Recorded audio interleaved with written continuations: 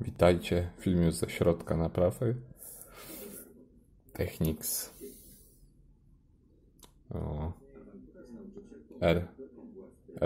M205, coś takiego. M205, już rozebrany. Kołami do góry. Na razie wziąłem się za mechanizm deka, czyszczę go, rozebrałem. Weryfikuję paski, zobaczymy wyczyszczone. Zobaczymy jak ich stan wyciągnięcia. Rolki wyczyszczone. I co? I będziemy składać mechanizm. Tu widać jak metal zaszedł od paska. Bieżnia była również pokryta. Bieżnia koła zamachowego również była pokryta takim żółtym nalotem. Nie wiem czy to jest dym tytoniowy. Strasznie brudne wszystko. Czy to był olej jakiś. Także już jestem po wstępnym umyciu. Składam i zobaczymy. Następnie czyszczenie oczywiście wszystkich przełączników. Wylutowanie listwy, zapis odczyt. Dość długaśna listwa. Dużo pinów. Na pewno w środku będzie ciekawie. Sprzęt oczywiście zalany, co widać. O właśnie. Wszystko płynnie. Płyta główna troszeczkę płynie. Także będzie wyczyszczona. A przełączniki rozebrane i wyczyszczone. Tak na szybko. Film. Jedziemy dalej. Teraz przyszedł czas na wyczyszczenie przełączników. Jak widzicie mocno zalane. A styki jak widać nadal brudne i zaśniedziałe, także czyścimy po kolei wszystkie przełączniki i składamy. I kolejny przełącznik również zalany, a styki ciemne. Wszystko płynie, także przy okazji wyczyścimy. Ostatni przełącznik 3-pozycyjny, 3-sekcyjny, również do czyszczenia. Zostaną jeszcze 2 potencjometry i listwa, zapis odczyt. Sprawdźmy sobie jeszcze stan kondensatorów. 1000 mikro z zasilacza na 16 V.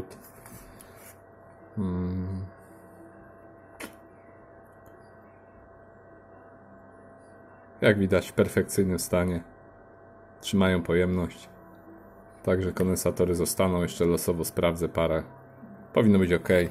Dobrej jakości Elny. Zostają oryginały. Podsumujmy sobie szybciutko. Prace wykonane. Czyszczenie przełączników. Czyszczenie listwy, zapis odczyt. Czyszczenie potencjometrów. Kalibracja głowicy. Kalibracja toru toru nie odbiorczego, tylko nagrywającego toru odtwarzającego. Dobra, szybciutkie testy. Mam kasetę testową. Podłączyłem sobie oscyloskop. Zobaczmy jak odtwarza.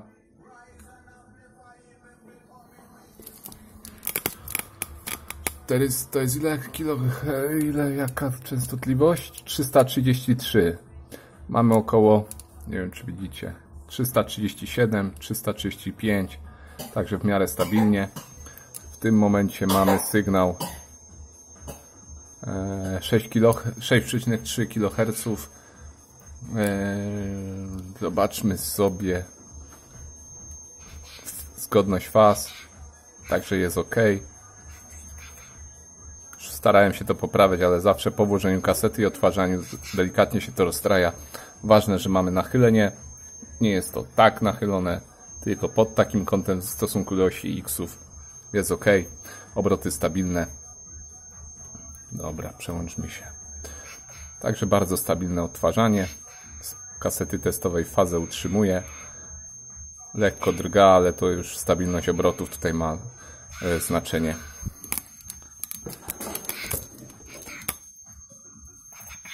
Zróbmy jeszcze szybki test nagrywania. 1 kHz i 6 kHz. Jedziemy. Dobra, nagrywanie poszło. Może na oscyloskop zrobię.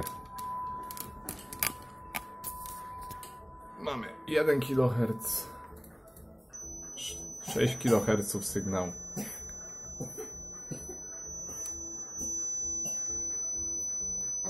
Opa, dobra. Wystarczy. Przewiniemy. i odtwarzanie 1 kHz. Jak widać bardzo ładnie, równe amplitudy, faza się zgadza i zaraz będzie sygnał 6 kHz. No również jest ok. Może Wam powiększę. Jak widać już bardziej niestabilny jest zapis, ale jest ok. Fazy zgodne. Dobra, to tyle. Prace nad tym deckiem zakończone. Ja sobie sprawdziłem jeszcze, jak nagrywa utwór. Utwór brzmi ok w jego wykonaniu, w nagraniu, odtwarzaniu. Także zamykam pracę, biorę się za kolejnego decka, też Technics, ale wyższy model, nowsza seria, dwuszufladowy. Każdy musi swój egzamin zdać, choć walka ma 40 kilka rund. I kolejny pacjent, drugi pacjent, Technics RS TR777, już jak widzicie rozbrojony, zapomniałem nakręcić na starcie, jak to wygląda. Mechanizm drugiej kasety już zdemontowany, będę go czyścił.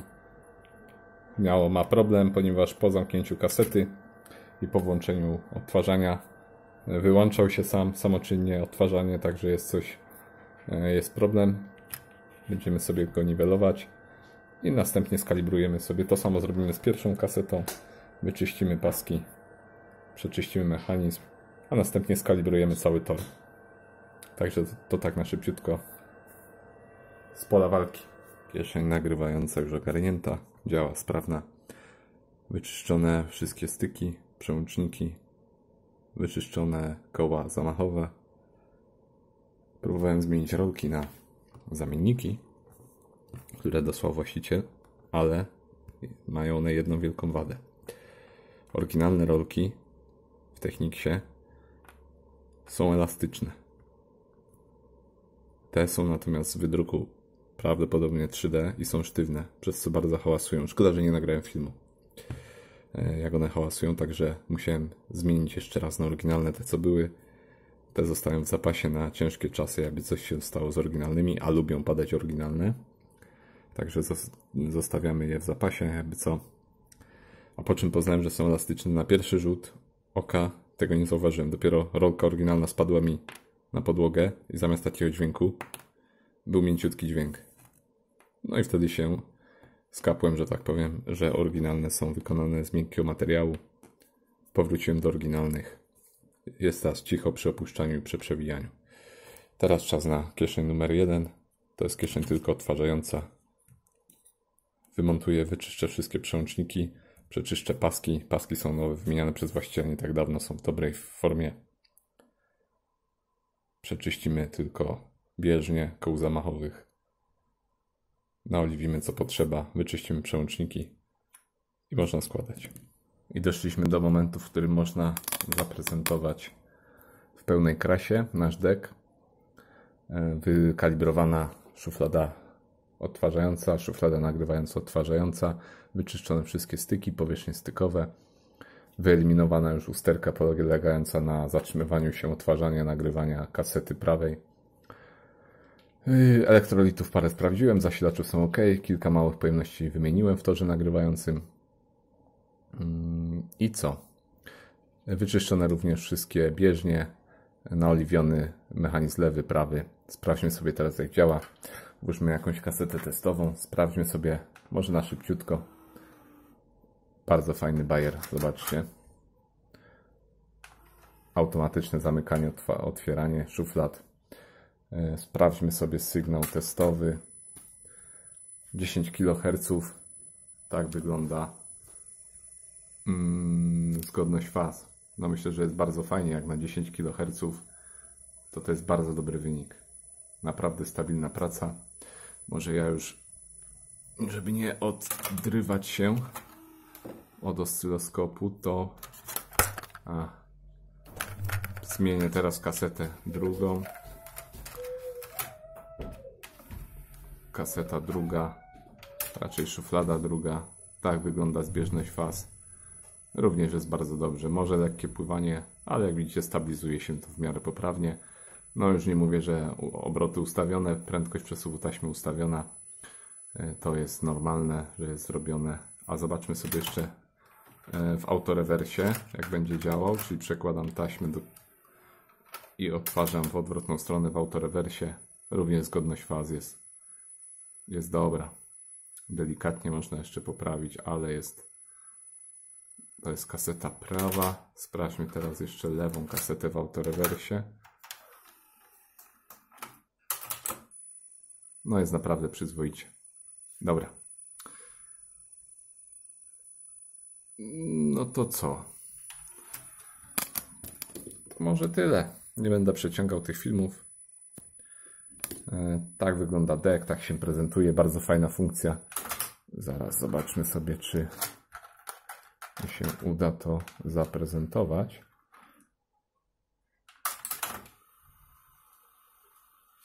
Widzicie? Szybkie przewijanie. Zapierdziela to bardzo fajnie, bardzo szybko przewija kasetę. Może ja jeszcze Wam odtworzę i zgram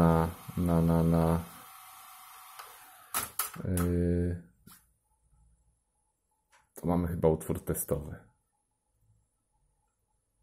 Tak.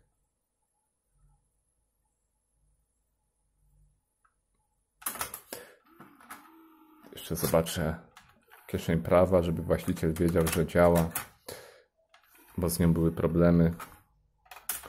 Odtwarzanie działa. Przewijanie również.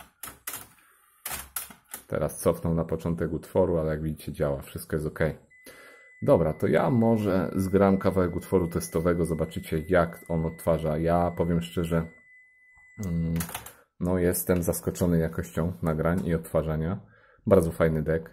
Stabilne obroty, stabilna zgodność faz.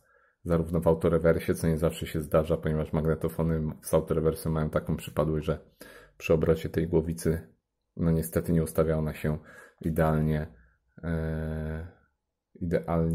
w geometrii. Tu jeszcze właściciel zgłaszał, że pokrętło balans nie jest ustawione na środku. No niestety na to nic nie można wpłynąć. Nie ma jak wpłynąć na to. Delikatna odchyłka jest. Szukałem usterki, ale no to wynika po prostu z niedoskonałości potencjometru i tak musi zostać. Naprawdę niewielka zmiana, dosłownie kilka stopni i już nam odjeżdża dość ostro równowaga międzykanałowa.